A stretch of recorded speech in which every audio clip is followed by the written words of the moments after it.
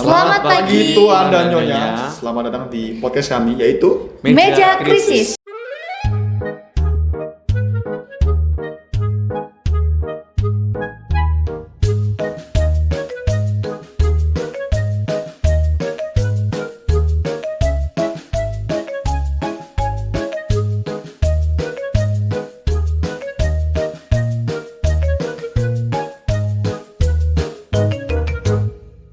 Nah, Kenapa kita memberi nama Meja Krisis? Karena kita ingin membahas Krisis-krisis yang terjadi di Indonesia di meja ini. seperti contohnya krisis moneter yang terjadi di tahun 98, terus Krisis yang nggak selesai sampai sekarang, kayak krisis pendidikan, krisis politik. dan krisis-krisis lainnya. Nah, saat ini kita hendak membahas salah satu krisis yang juga sedang terjadi, yaitu adalah krisis. regenerasi petani. Regenerasi petani itu apa sih, Kak? Apa ya? Kalau Jadi boleh singkatnya regenerasi petani kan pembaruan ya. Jadi generasi itu diperbarui lagi. Misal dari dari kakek gitu kan petani, terus turunkan ke orang tuanya, kemudian ke anaknya. Oh, turun-temurun ya? Iya, dinasti ini, dinasti. dinasti petani. Iya. Iya, bener. Boleh ya? Boleh ya kalau dinasti? Boleh dong. Boleh. Kalau yang situ Ya nggak boleh kan? Oke. Kembali ke topik. oke. Nanti aja lah ya. Terlalu Ditangkap polisi nanti. Yang penerusan regenerasi tadi itu terhambat di masa sekarang. Yang dulu-dulunya itu kan keberlanjutan ya, dari gantung siwur ke Prasinti, kemudian ke Wereng Gudeg-Gudeg sampai ke Cucu itu kan berkelanjutan. Nah, tapi ketika di era ini tuh entah kenapa berhenti, tersendat. Yang dulu datanya berapa di BPS? Jadi menurut data di tahun 2023 dari BPS itu menyatakan bahwa jumlah petani di Indonesia ini terus menurun. Yang dulunya itu dari 31 juta hingga menjadi 23 juta. di tahun 2023. Dan bahkan pun di Indonesia pun rata-rata apa ya? Umur Umur, Iya ya. usia. Petani kan rata-rata berapa tadi? 45 sampai 54 tahun. Dan anak muda pun itu hanya 7% yang jadi petani. Iya, jadi sangat sedikit sekali. Gitu. Jadi kenapa tuh kok terhambat tuh, kenapa kira-kira? Kenapa Sandi ya? Mungkin karena petani ini kan pekerjaan kotor ya istilahnya. Dan mungkin anak muda ini pada gengsi gitu loh. Kira-kira kalian pada gengsi nggak sih kalau harus turun ke sawah? Panas-panasan loh guys. Iya. Belum lagi resiko mungkin Gagal panen. dipatok ular gitu Gagal kan. panen kadang. Iya. Iya, gagal panen, dimakan tikus. Hama ya. Terus Iya, juga musim kemarau kan nggak bisa dong bertani kok tanahnya keras, gak mungkin. Emang kalian mau? Capek kan? Capek, Karena panas-panas. harusnya itu pakai irigasi. Iya. Tapi itu tidak ada sekarang karena musim kemarau. Dan mungkin beberapa faktor juga ya yang menghambat regenerasi ini. Karena tuh sekarang gengsi anak muda itu daripada terjun ke sawah itu mending kerja di kantoran. Di kantor adem gitu kan. Iya.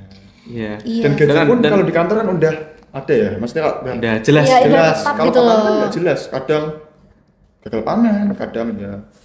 Kadang kalau misalnya dijual itu murah, tapi kalau kita beli beras agak mahal Iya, gitu.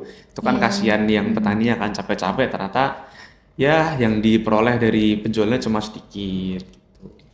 Nggak balance ya untuk kehidupan sehari-hari ya. Dan itu sebenarnya ada faktor yang sangat mengaruhi, yaitu adalah faktor pemerintah. Jadi sebenarnya pemerintah tuh juga merespon isu seperti ini. Oh iya, kemarin. Gimana responnya? Kemarin aku sempat baca pada dia berita-berita itu kan ada program dari pemerintah tuh petani milenial.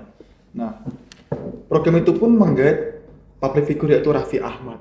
Nah, jadi menurut kalian itu gimana itu?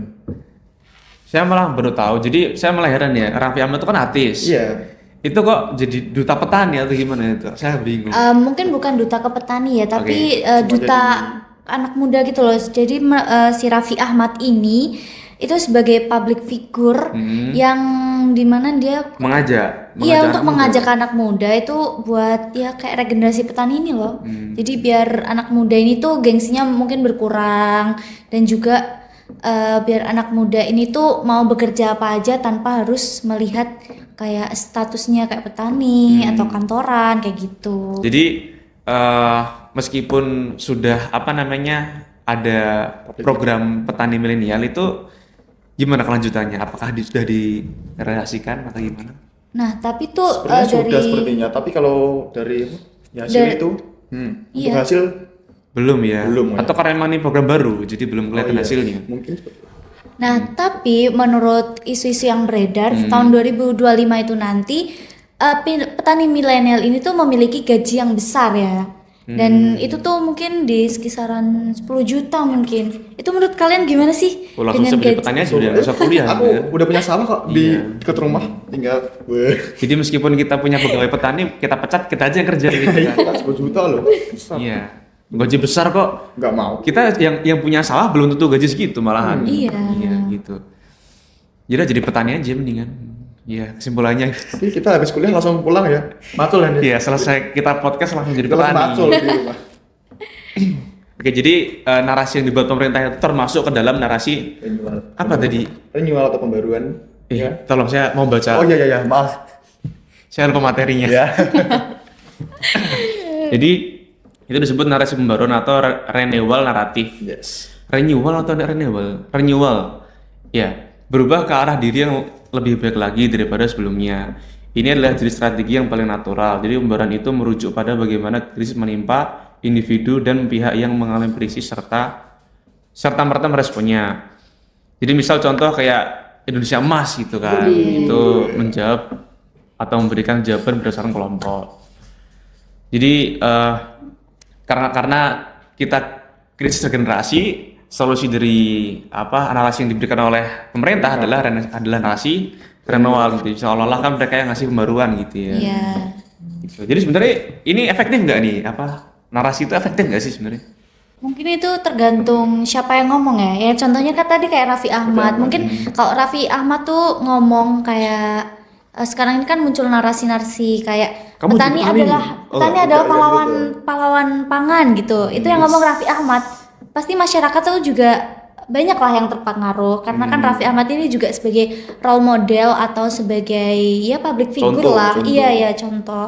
Yang pastinya masyarakat tuh bisa tertarik gitu loh Dia dengan didengar apa yang ya, Raffi didengar ya berarti dengan ya. apa yang dia ucapin kayak gitu. Tapi apakah kemudian publik juga kemudian sepanjang-panjang mau gitu? Karena kan Raffi bahkan tidak pernah Iya. bertani gitu. Tentu saja tidak. Pasti kan juga ada nih orang yang mengkritisi suatu hal. Contohnya seperti itu. Mungkin narasi dari Raffi Ahmad pun dia juga dikritisi oleh banyak orang mungkin. Tidak serta merta percaya seperti itu.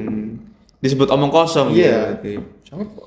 Pasti kayak gitu kan menuai pro kontra nggak sih? Iya, iya. Karena kan juga mungkin ada yang pro ke petani milenial ini, ada juga yang enggak. Tapi itu serius tadi, kalau misalnya gaji petani 10 juta, saya beneran mau kerja di petani sumpah nggak bohong.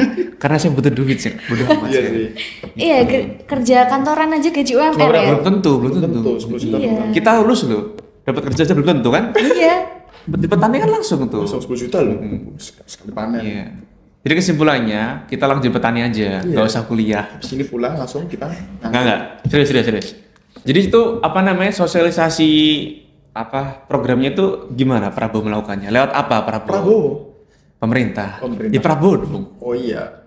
Mungkin kan seperti biasa pasti video kan kayak gitu. Kemas secara Itu di-upload di akun Instagramnya gitu ya. iyalah pasti nanti Ya pasti dengan narasi-narasi yang Iya. dibuat oleh pemerintah yang untuk Saya untuk kira Prabowo membuat- cuma endorse Lutfi Ahmad. Bercanda. jangan-jangan ya Allah. bahaya. Sensor. Langsung Jadi Prabowo itu menyebarkan narasi itu, membuat narasi itu lewat sosial media berarti ya. iya. Mungkin Instagram kan seperti biasa Pak Jokowi. Biasanya kalau mengupload kegiatan ataupun seputar itu kan di Instagram. Ya, kerjanya emang upload story ya. Iya, upload story. Oh, bukan. Ya emang kerjanya dia Mungkin upload lebih ke story. pemerintah. Pemerintah itu tuh Salah. ngasih sosialisasi dengan video-video yang menarik supaya masyarakat atau publik ini tuh tertarik gitu loh. Jadi sosialisasi itu kan nggak harus datang ke tempat, tapi sekarang Iya, itu iya. menggunakan media sosial tuh dampaknya udah gede banget ya. Jadi ya dengan video-video itu dan juga buat narasi-narasi yang sedemikian rupa supaya publik itu tuh tertarik gitu sama pemerintah. Menggiurkan. Iya, efektif Iya. atau enggaknya belum dicoba. Mungkin setelah ini saya akan langsung mendaftar jadi petani. Iya. apalagi ini kan generasi zaman sekarang itu kan minim literasi ya. Jadi Waduh, yes. nggak jarang itu tuh para anak muda kalau lihat video kayak gitu tuh pasti kayak wah, Wah, iya. skip mungkin nggak penting apa. Padahal ada SK-nya, syarat tertentu berlaku gitu kan. Soalnya itu kan aku lihat tuh daftar itu lewat website gitu. Kalau orangnya nggak paham website berarti nggak usah daftar dong. Nggak bisa dong, iya. Yuk, gimana itu berarti? Gak mungkin Itu dong. juga usah daftar. Ya udah. Tapi saya paham website sih. Cuman orang lain tuh berarti kan nggak mungkin daftar kan, karena nggak tahu website kan nggak bisa website. Gimana daftarnya gitu? Oke, ketika mulai bermunculan, narasi pemerintah pun bergeser. Fokusnya menjadi keberlanjutan program dan mencoba membangun kepercayaan dengan statistik. Nah, tapi di sisi lain, Serikat Petani Indonesia atau SPI ini menawarkan narasi tanding seperti kedaulatan pangan dan pentingnya reformasi agraria. Nah, ini tuh menyoroti pentingnya narasi alternatif yang lebih relevan dengan kebutuhan petani. Nah, mungkin dengan Iya, daftar di misalnya- website itu kan targetnya berarti anak-anak muda Iya. ya, anak muda zaman sekarang itu sebagai buat regenerasi petani ini. Nah sebenarnya kalau menyoroti alternatif yang dibutuhkan petani itu lebih ke apa ya, akses irigasi mungkin gitu atau pupuk yang memadai. Kan pupuk kan mahal ya. Gitu. Jadi kalau pupuk aja mahal ya gimana mau ada beras gitu kan. Kan nggak tumbuh berasnya gitu. Dan mungkin adanya petani milenial atau regenerasi pertanian ini tuh menguntungkan kita juga loh, supaya kita tuh nggak terus-terusan ekspor impor.